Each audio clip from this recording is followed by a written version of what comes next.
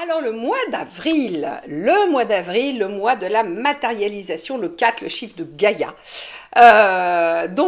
Sur les 4 éléments tangibles, hein, la terre, l'eau, le feu, l'air, sur les 4 saisons, printemps, été, je vous les refais pas.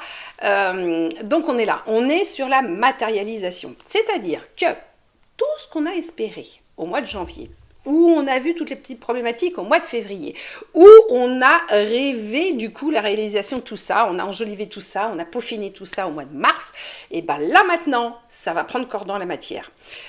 Sur le mois d'avril, les fleurs commencent à être beaucoup plus présentes, on voit bien les feuilles sur les arbres qui arrivent, on est au printemps, les oiseaux chantent.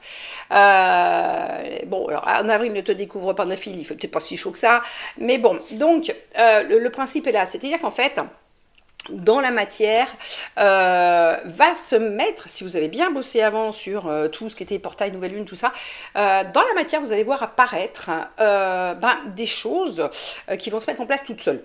C'est-à-dire que vous avez peut-être, je sais pas, rêvé de changer de boulot, de choses comme ça, au mois de janvier. Voilà, cette année, je change de boulot et tout.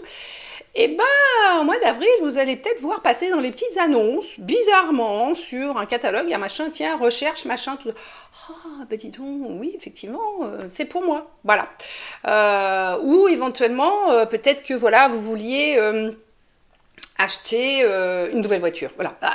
Au mois de janvier, il faut que je change ma voiture, absolument, il faut que je change ma voiture.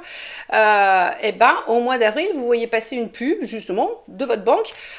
Pour les crédits voitures, taux zéro, sur le mois d'avril. Tiens, dis donc, on y va. Voilà, donc c'est des choses qui vont se matérialiser. Ça ne va pas se mettre en marche, mais ça va prendre corps dans la matière. Sur le mois d'avril, on est majoritairement sur le bélier, au niveau du signe astro. Le bélier, signe de feu, donc là c'est le top départ, on y va du coup dans la matière. Hein. Il faut imaginer que du coup là vous montez dans la Ferrari et ça va accélérer un grand coup.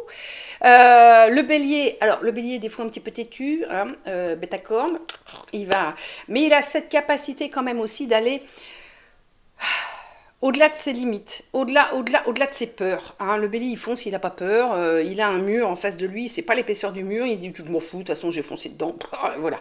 Bon, alors des fois il se fait très mal, et des fois ça se passe pas bien. Mais des fois, justement, peut-être que nos peurs vont avoir fait un espèce, pas de mirage, mais on va visualiser un gros mur, on se dit « oulolo, celui-là doit faire 2 mètres d'épaisseur », et en fait, compte avec cet élan du bélier qui va dire « mais non, on s'en fout, on y va, on va tester l'épaisseur du truc », on se rend compte que c'était une feuille de papier, en fait, et qu'en fait, compte, nos peurs allaient nous bloquer pour réaliser tout ce qu'on voulait mettre en place depuis le début de l'année, donc c'est quand même un petit peu dommage.